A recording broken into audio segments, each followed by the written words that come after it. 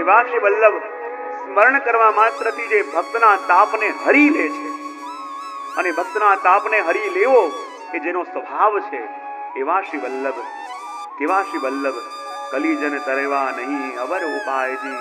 કલિકાલના જીવોને, આ વૈષ્ણવજનોને તરવાનો શ્રી વલ્લભ સિવાય કોઈ ઉપાય જ નથી. તમે જુઓ તો ખરા શ્રી વલ્લભ કેવા છે, જ્યાં યજ્ઞ ભોગતા પણ વલ્લભ અને યજ્ઞ કરતા પણ વલ્લભ. પહેલા ભોગતા કયા અને પછી કરતા કયા? કારણ કે યજ્ઞ કરીએ તો યજ્ઞમાં પહેલા દેવતાઓનું આવાહન કરવું પડે અને પછી આહુતિ અપાય. તો જ્યારે યજ્ઞમાં જે દેવતાઓનું આવાહન કરવામાં આવે એના પણ મુખ્ય દેવ એટલે શ્રી વલ્લભ. અને જ્યારે આહુતિ પણ જે કરી રહ્યા છે, આપી રહ્યા છે, એ પણ વલ્લભ. તો જ્યાં યજ્ઞ ભોગતા પણ એ છે અને યજ્ઞ કરતા પણ છે. અને એવા શ્રી વલ્લભ કેવા છે? યજ્ઞ પુરુષ હરિના શ્રુતિ ગુણ ગાયજી. અને યજ્ઞ પુરુષ કોણ છે? જેના વંશમાં શ્રી મહાપ્રભુજીનું પ્રાગટ્ય થયું એવા યજ્ઞ નારાયણ. કહેવાય ને કે જ્યારે યજ્ઞનારાયણજીને ભટ્ટને ત્યાં મનમાં પ્રેરણા થઈ અને સ્વપ્નમાં પ્રભુએ સંકેત કર્યો કે આપ 100 સોમયજ્ઞ પૂરા કરો, અને જ્યારે આપના કુળમાં, આપના વંશમાં 100 સોમયજ્ઞ પૂરા થશે તો હું સ્વયં તમારા વંશની અંદર પ્રાગટ્ય લઈશ. અને જ્યાં યજ્ઞનારાયણજીને આ પ્રભુએ સંકેત આપ્યો, પ્રભુએ આજ્ઞા કરી, અને આજ્ઞાનું પાલન કરવા માટે આપે યજ્ઞોનો પ્રારંભ કર્યો.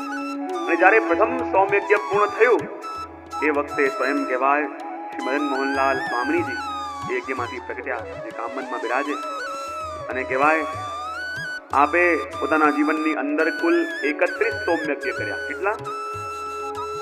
અને આપ સ્વયં વેદ સ્વરૂપ છે, અને આપ સ્વયં વેદ સ્વરૂપ છે માટે આપના માટે કહેવાય કે પોતાના પરિચય આપવા માટે કે પોતે વેદ સ્વરૂપ છે, આપણે ત્યાં પ્રચલિત છે કે જ્યારે એમના ઉપર લોકોએ કહ્યું તો આપે પોતાના સ્વરૂપને પ્રગટ કરવા માટે એમ કહેવાય છે કે ભેંસને લાકડી બતાવી અને ભેંસના મુખથી પણ વેદના મંત્રોનો ઉચ્ચાર કરીને બતાવડાવ્યો. એ પોતે સ્વયં યજ્ઞ રૂપ છે. અને કહેવાય કે આગળ આપના વંશની અંદર આ સોમયજ્ઞની પરંપરા ચાલતી રહી. અને પછી આપના વંશમાં આવ્યા ગંગાધર ભટ્ટ. કોણ આવ્યું? અને ગંગાધર ભટ્ટ આપણે ત્યાં એમ કહેવાય કે એ પણ એક શિવનું સ્વરૂપ જેને માનવામાં આવે. અને આપે પોતાના જીવનની અંદર કુલ 27 સોમયજ્ઞ કર્યા. કેટલા? હા. અને જ્યારે આપે પણ પોતાના સ્વરૂપને પ્રગટ કરવાનો વિચાર કર્યો, ને જે માથે જટા બાંધતા હતા અને પોતાના સ્વરૂપને બતાવવા માટે એકવાર જ્યારે જટાની એક લટ આપે ખોલી અને મસ્તકમાંથી ગંગાજી પ્રગટ કર્યા, માટે પોતાના સ્વરૂપનું આપે પરિચય પણ આપ્યું. આગળ આપના વંશમાં થયા ગણપત ભટ્ટ. કોણ થયું? એમણે પણ 32 સોમયજ્ઞ કર્યા. અને એ શ્રી ગણેશજીનું સ્વરૂપ છે એમ આપણે ત્યાં પ્રચલિત છે. અને કહેવાય કે એમણે પોતાના સ્વરૂપનો પરિચય આપવા માટે જ્યારે પોતાના સ્વરૂપને પ્રગટ કરવું હતું, અને એના માટે એમ કહેવાય કે 1 યોજન જેટલા વિસ્તારની અંદર 4 કલાક સુધી કહેવાય કે સ્વર્ણ મુદ્રાઓની વરસાદ કરાઈ અને પોતાનું સ્વરૂપને પ્રગટ કર્યું. આપના વંશમાં આગળ આવ્યા શ્રી વલ્લભ ભટ્ટ. કોણ આવ્યું? હા, વાલમ ભટ્ટ. અને એમણે વાલમ ભટ્ટે પણ સોમયજ્ઞ કર્યા. કેટલા? બોલે 5. કેટલા? અને કહેવાય કે આપ સાક્ષાત સૂર્યનું સ્વરૂપ, અને એ સ્વરૂપ પ્રગટ કરવા માટે આપે મધ્યરાત્રિના પણ સૂર્ય પ્રગટ કર્યો અને પોતાના સ્વરૂપનો પરિચય આપ્યો. અને આપના વંશમાં પછી આવ્યા લક્ષ્મણ ભટ્ટજી. કોણ? હા. અને આપણે ત્યાં એમ કહેવાય કે લક્ષ્મણ ભટ્ટજી બીજું કોઈ નહીં પણ સ્વયં વસુદેવજીનું સ્વરૂપ છે. જે વસુદેવજીને ત્યાં પ્રભુનું પ્રાગટ્ય થયું પણ એમને બાલ લીલાનું સુખ ન મળ્યું. એ તો ઘરમાં પ્રભુનું પ્રાગટ્ય થયું, અને પ્રાગટ્ય થતાની સાથે જ પોતાના બાળકને ગોકુલમાં પધરાઈને આવવું પડ્યું. માટે આપને તાપ હતો કે પ્રભુ આપ મારે ત્યાં પ્રગટ્યા, પણ મારે ત્યાં પ્રગટ્યા છતાં પણ પ્રભુ આપની બાલ લીલાનું સુખ મને ન મળ્યું. અને એ જ બાલ લીલાનું સુખ વસુદેવજીને પુનઃ આપવા માટે આપ સ્વયં લક્ષ્મણ ભટ્ટજી સ્વરૂપે પધાર્યા, અને આપને ત્યાં શ્રી મહાપ્રભુજીનું પ્રાગટ્ય થયું. અને વાસ્તવમાં એવા જ શ્રી વલ્લભ છે. માટે તો કહ્યું સ્વપ્નમાં એ જ મદન મોહનલાલજીએ આપને દર્શન આપ્યા. દર્શન આપીને સંકેત આપ્યો કે હવે હું તમારા વંશમાં તમારે ઘેર પ્રગટવાનો છું. અને એમ કહીને પોતાનો પ્રસાદી ઉપરણો આપ્યો. 2 કંઠીની માળા આપી, 1 ગૌમુખી આપી, અને પોતાનો ઉગાર આપ્યો. અને વિચાર આવ્યો કે જા નિંદ્રા ખુલી કે આ સ્વપ્ન હતું કે શું હતું, પણ જે વસ્તુ શ્રી મદન મોહનજીએ એમને સ્વપ્નમાં આપી હતી એ બધી વસ્તુઓ એમને પોતાની સામે જ જોઈ અને પ્રમાણ મળ્યું કે નિશ્ચિત મારા ઘરમાં હવે પ્રભુનું પ્રાગટ્ય થવાનું છે. અને એ જ વાત અહીંયા ગોપાલદાસજી કહી અને આગળ બીજી ટૂંકની અંદર કહી રહ્યા છે. લક્ષ્મણ ભટજીને ત્યાં પ્રગટવાનું છે, સ્વરૂપ કેવું છે એનું વર્ણન કરતા કહે, ગાય શ્રુતિ ગુણ રૂપ અહર્નિશ ધરી ધ્યાન વિચાર આનંદ રૂપ અનુપ સુંદર પામે નહીં કોઈ પાર. કે અહર્નિશ વેદની શ્રુતિઓ જેના ગુણગાન ગાતી રહે અને ગુણગાન ગાવામાં જે અસમર્થ રહે, નેતિ નેતિ કહીને થંભી જાય, એવું આપણું સ્વરૂપ છે. જુઓ તો ખરા, વેદની ઋચાઓ પણ જેનું ગાન કરે, અહીંયા શબ્દ છે ગાય શ્રુતિ ગુણ રૂપ અહર્નિશ. જે વેદની ઋચાઓ પ્રભુના ગુણોનું પણ ગાન કરતા રહે અને પ્રભુના સ્વરૂપનું પણ ગાન કરતા રહે. કારણ કે વેદની ઋચાઓ પણ બે પ્રકારની કહીને મેં, એક પુષ્ટિ શ્રુતિ અને બીજી તો અહીંયા ગુણગાનની વાત કરી પણ બે શબ્દો આપ્યા, ગાય શ્રુતિ ગુણ રૂપ અહર્નિશ. કેટલીક વેદની ઋચાઓ એવી છે કે જે પ્રભુના ગુણોનું વર્ણન કરે છે, ગુણોના ગાન કરે છે, અને કેટલીક વેદની ઋચાઓ એવી છે જે પ્રભુના સ્વરૂપનું ગાન કરે છે.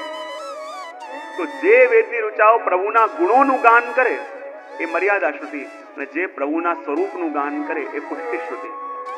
કારણ કે આ ભક્તિ માર્ગની અંદર ગુણાશક્તિ નથી, પુષ્ટિ ભક્તિ સ્વરૂપાશક્તિ છે. પુષ્ટિ ભક્તિમાં અને મર્યાદા ભક્તિમાં શું ફરક? પ્રભુના ગુણોને કારણે યદિ પ્રભુમાં પ્રેમ છે તો એને કહેવાય મર્યાદા પ્રેમ, અને પ્રભુના સ્વરૂપમાં પ્રેમ છે તો માનવું કે પુષ્ટિ પ્રેમ. કારણ કે પ્રભુના ગુણોને કારણે પ્રભુમાં પ્રેમ થયો છે તો એ પ્રેમ ત્યાં સુધી રહેશે જ્યાં સુધી એમની અંદર એ ગુણો દેખાતા રહે ત્યાં સુધી. પ્રભુને પ્રેમ એટલા માટે કરીએ છીએ, પ્રભુ બહુ કૃપાનાથ છે, બહુ દયાનિધિ છે, બહુ કરુણા સાગર છે. તો જ્યાં સુધી કરુણા સાગર દેખાતા રહેશે ત્યાં સુધી પ્રેમ રહેશે, જ્યાં સુધી કૃપા નિધિ દેખાતા રહેશે ત્યાં સુધી પ્રેમ રહેશે. પણ જ્યાં કૃપા દેખાવાની ઓછી થઈ, પ્રેમ પણ જો પૂરી તૈયારી છે, પૂરી તૈયારી સાથે આવ્યા છે.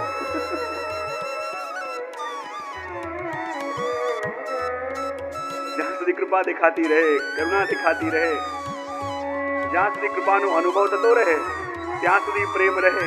અને જ્યાં કૃપા દેખાવી બંધ થાય, કૃપા દેખાવી ઓછી થાય, હું આટલું કરું છું તો પ્રભુએ મારી સાથે આવું કેમ કર્યું?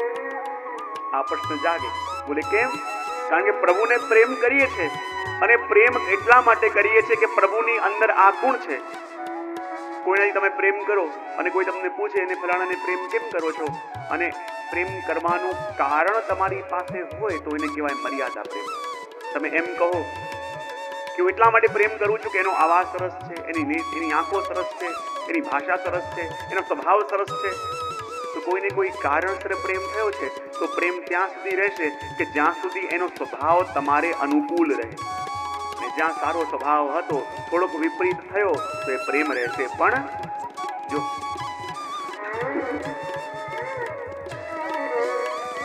કારણ કે પ્રભુના ગુણને કારણે પ્રેમ થવું અને પ્રભુના સ્વરૂપને કારણે પ્રેમ થવું, બંનેમાં ફરક છે. જ્યારે કોઈ આપણને પૂછે કે પ્રભુ સાથે પ્રેમ છે પણ એ પ્રેમ કેમ છે, અને આપણે વિચાર કરીએ પણ કોઈ ઉત્તર ન મળે તો માનવું કે પ્રેમ કર્યો છે. અને આપણી પાસે ઘણા બધા કારણો હોય તો માનવું પ્રેમ નથી કર્યો, એ ખાલી પ્રેમનો ભ્રમ હતો. જ્યાં સુધી પ્રેમ કર્યાનું કારણ આપણને મળતું રહે, કારણ દેખાતું રહે તો એ સકારણ પ્રેમ છે, અને સકારણ પ્રેમ ક્યારે પણ ટકશે નહીં. અને એટલા માટે તો કહ્યું કે ગુણોના ગાન પણ કરે અને સ્વરૂપના ગાન પણ કરે. જે ગુણોનું ગાન કરે છે એ મર્યાદા શ્રુતિ છે, અને જે સ્વરૂપનું ગાન કરે છે એ પુષ્ટિ શ્રુતિ છે. ને જુઓ તો ખરા, ગાય શ્રુતિ ગુણ રૂપ અહર્નિશ ધરી ધ્યાન વિચાર. પ્રભુ કેવા છે શું વલ્લભ? આનંદ રૂપ અનુપ સુંદર પામે નહીં કોઈ પાર. પોતે આનંદ સ્વરૂપ છે. અને એટલા માટે તો જીવનલાલજી મહારાજ પણ ટીકામાં કહે છે કે જેમ એક કસ્તુરી હોય અને કસ્તુરી છે તો એના ગુણ સારા છે પણ સ્વરૂપ સારું નથી. કેટલાક એવા હોય કે જેમાં સ્વરૂપ સારું હોય પણ ગુણ સારા ન હોય. પણ એવા કોઈક જ હોય જેની અંદર દરેક વસ્તુ અનુકૂળ હોય. અને માટે તો શ્રી વલ્લભના ગુણગાન જ્યારે કર્યા તો શ્રી ગુસાઈજીએ નામ શું આપ્યું? સર્વોત્તમ સ્તોત્ર. એટલે કેમ? કારણ કે શ્રી મહાપ્રભુજી સર્વોત્તમ છે. અને સર્વોત્તમ કોને કહેવાય? કે જે સર્વમાં ઉત્તમ, સર્વદા ઉત્તમ અને સર્વત્ર ઉત્તમ. આ ત્રણ વસ્તુ જેમાં લાગુ પડે એને સર્વોત્તમ કહેવાય. ઘણા લોકો સર્વમાં ઉત્તમ હોય, એના જેવું કોઈ ના હોય, પણ એ સર્વદા ઉત્તમ રહેતા નથી. એક અવધિ હોય, સર્વમાં ઉત્તમ હોય પણ સર્વદા ઉત્તમ રહેતા નથી. સર્વમાં ઉત્તમ હોય, કદાચ સર્વદા ઉત્તમ હોય, પણ સર્વત્ર ઉત્તમ રહેતા નથી. જે કાર્ય કરવાની કળા છે, જે કાર્ય કરવાની આવડત છે, એનો મતલબ એમ નહીં કે દરેક કાર્યમાં એટલી ચતુરાઈ હશે. તો જે સર્વમાં ઉત્તમ, સર્વદા ઉત્તમ અને સર્વત્ર ઉત્તમ, એને જ સર્વોત્તમ કહેવાય. અને એવા સર્વોત્તમ શ્રી મહાપ્રભુજી છે. અને એટલા માટે તો કહ્યું, આનંદ રૂપ અનૂપ સુંદર, પામે નહીં કોઈ પાર.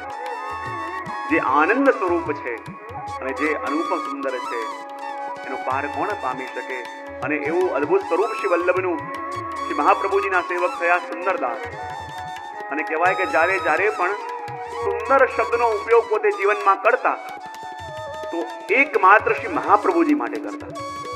શ્રી વલ્લભની ચર્ચા ચાલતી હોય, વલ્લભના ગુણગાન ચાલતા હોય, તો જ એમના મુખમાંથી સુંદર શબ્દ નીકળે. એના સિવાય શબ્દનો ઉપયોગ કરે જ નહીં. એટલી બધી અનન્યતા અને એટલી બધી સ્વરૂપ આશક્તિ શ્રી વલ્લભમાં. એક દિવસ કોઈ વૈષ્ણવના ઘરમાં મનોરથ હતો. બધા વૈષ્ણવ પાતલ લેવા બેઠા હતા. એ પણ પાતલ પ્રસાદ લેતા હતા. અને મને ક્યાંક ખોવાયું હતું. ત્યાં જ કોઈ વૈષ્ણવ આવીને પૂછ્યું કે પ્રસાદ કેવો છે? અને સુંદર બોલ્યા, અતિ સુંદર, અતિ સુંદર, અતિ સુંદર. બધા વૈષ્ણવોને આશ્ચર્ય થયું કે સુંદરદાસનું જીવનની ટેક હતી કે સુંદર શબ્દનો ઉપયોગ કરે તો માત્ર શ્રી મહાપ્રભુજી માટે કરે. પણ આજે જ્યારે કોઈ વૈષ્ણવે પૂછ્યું કે પ્રસાદ કેવો છે, અને કહે સુંદર. બધા કહેવા લાગે કે સુંદરદાસ, તમારી ટેક આજે તૂટી, તમારો વ્રત ભંગ થયો. બોલે શું? બોલે તમારો તો એક નિયમ હતો કે સુંદર શબ્દનો ઉપયોગ કરશો તો માત્ર મહાપ્રભુજી માટે કરશો. પણ આજે જ્યારે વૈષ્ણવે પૂછ્યું કે પ્રસાદ કેવો લાગ્યો અને તમે કહું સુંદર, ત્યારે સુંદરદાસ કહેવા લાગ્યા, તમે શું બોલી રહ્યા હતા? તમે શું પૂછી રહ્યા હતા? મારું તો ધ્યાન જ નહોતું.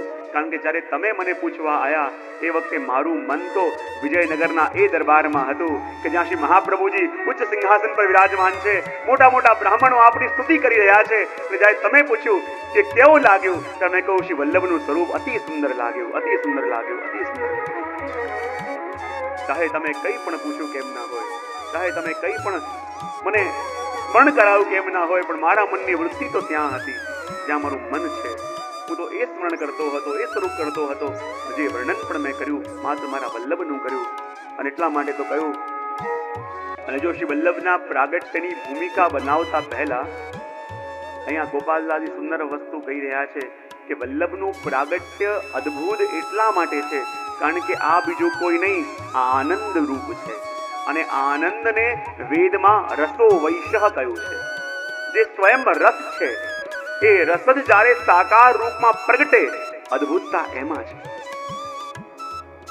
અને એટલા માટે તો અહીંયા કહ્યું કે એવી રીતે શ્રી વલ્લભ પ્રગટવાના છે. અને વલ્લભ પણ કેવા છે કે જે મહાપ્રભુ કહેવા છે. બોલે કેમ?